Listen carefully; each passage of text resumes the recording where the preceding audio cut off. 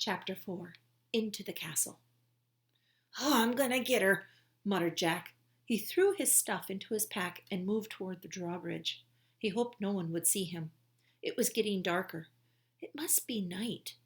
When he got to the bridge, he started across. The wooden planks creaked under his feet. He peered over the edge of the bridge. Were there any crocodiles in the moat? He couldn't tell. "Halt!" someone shouted.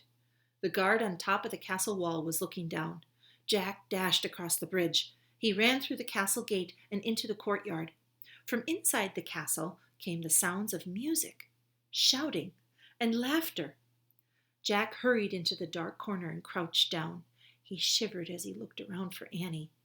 Torches lit the high wall around the courtyard. The courtyard was nearly empty.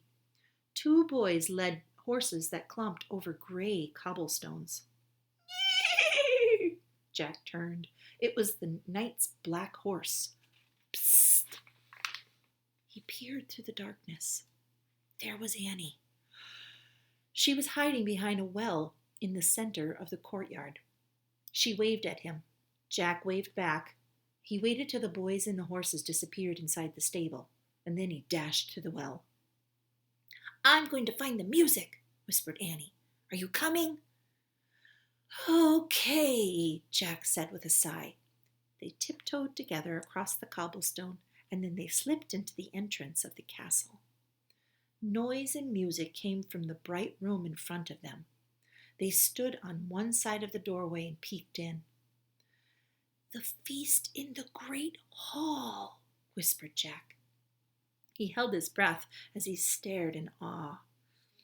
A giant fireplace blazed at one end of the noisy room.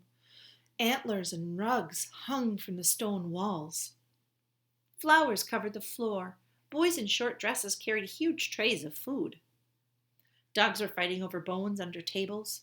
People in bright clothes and funny hats and strolling among the crowd. Some played funny-shaped guitars. Some tossed balls in the air. Some balanced swords on their hands.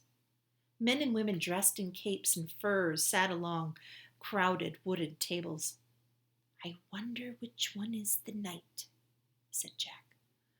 "I don't know," whispered Annie, "but they're eating with their fingers." Suddenly, someone shouted behind them. Jack whirled around. A man carrying a tray of pies was standing a few feet away. "Who art thou?" he asked angrily. "Jack," squeaked Jack. "Annie," squeaked Annie. And then they ran as fast as they could down a dimly lit hallway.